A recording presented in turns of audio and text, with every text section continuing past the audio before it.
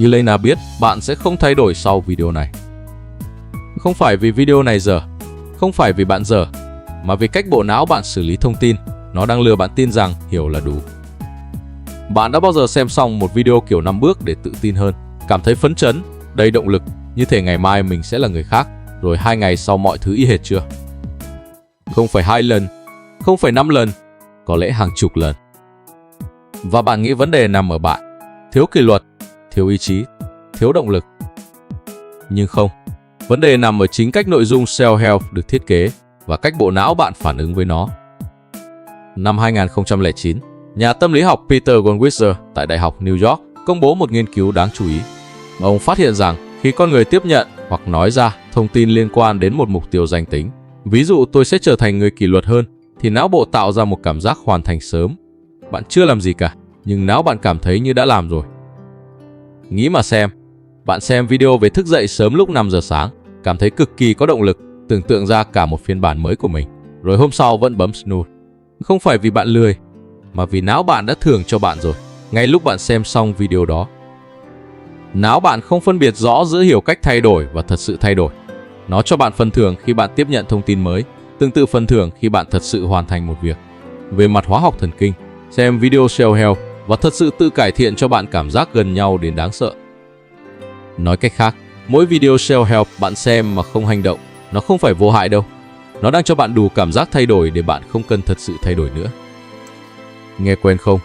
Vì đây chính xác là thứ bạn đang làm ngay lúc này. Nhưng đó mới chỉ là lớp đầu thôi.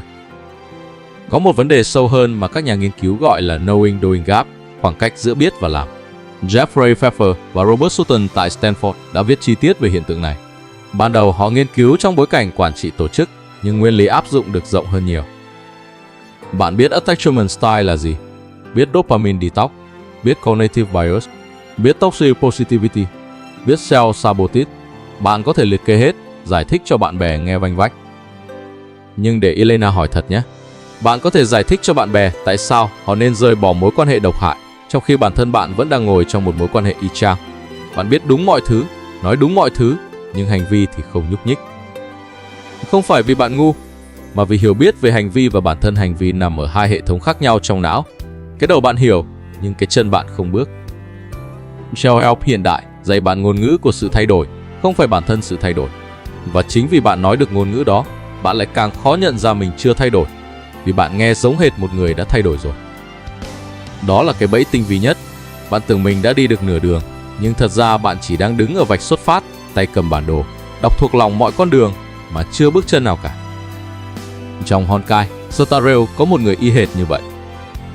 Marvin Turin, tên thật là Kakavasa. Anh ta biết tất cả, đọc người như đọc sách, biết chính xác nói gì để ai đó tin tưởng, khi nào nên cười, khi nào nên im lặng, khi nào nên đặt cược, hiểu tâm lý con người sâu hơn bất kỳ ai trên Penacony. Nhìn từ bên ngoài, anh trông như người đã vượt qua tất cả, tự tin, quyến rũ, luôn kiểm soát. Nếu Aventurin làm video self-help, anh sẽ là creator triệu view. Vì anh nói đúng mọi thứ, anh là kiểu người bạn sẽ nghe xong và nghĩ, ước gì mình được như anh này. Nhưng Aventurin là một trong những nhân vật đau đớn nhất game. Cả dân tộc Sigonia bị xóa sổ, anh lớn lên như nô lệ, bị mua đi bán lại. Và từ đống đổ nát đó, anh xây dựng cách self-help hoàn hảo nhất có thể. Anh biến mình thành một bản trình diễn. Nụ cười đúng lúc, sự tự tin đúng liều, lời nói đúng tần số.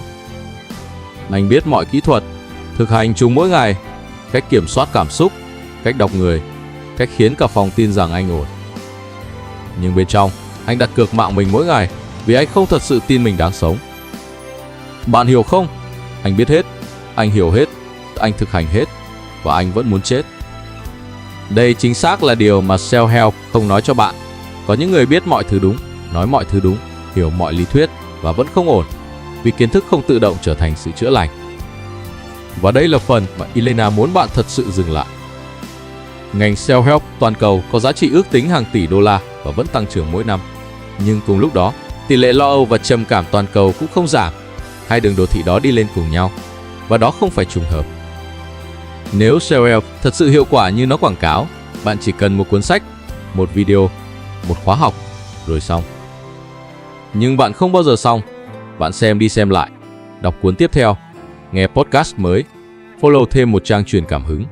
Và cái cảm giác thay đổi vẫn ở đó, đủ để bạn không bỏ cuộc, nhưng chưa bao giờ đủ để bạn thật sự khác đi. Đây không phải lỗi hệ thống, đây là hệ thống hoạt động đúng thiết kế. Khách hàng tốt nhất của ngành self-help không phải người thay đổi, mà là người quay lại. Giống như một loại thuốc giảm đau mà không bao giờ chữa bệnh.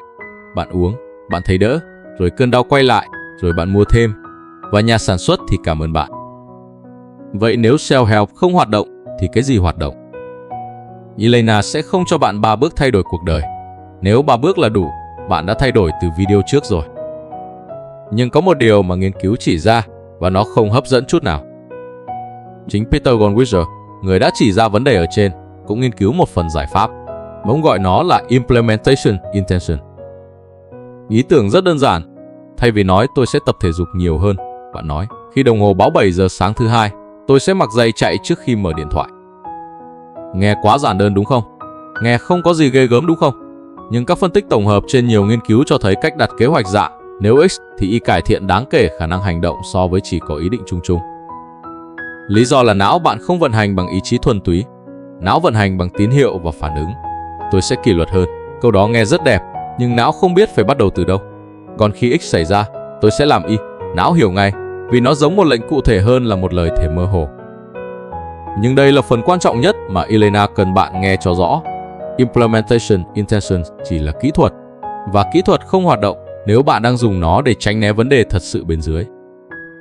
Aventurin biết mọi kỹ thuật, anh thực hành chúng hoàn hảo, và không kỹ thuật nào chạm được đến cái lõi nỗi đau của anh, đó là anh không tin mình xứng đáng được sống. Kỹ thuật giúp bạn thay đổi hành vi, nhưng nếu vấn đề sâu bên dưới là bạn không tin mình xứng đáng với cuộc sống tốt hơn, thì không có kỹ thuật nào đủ cả.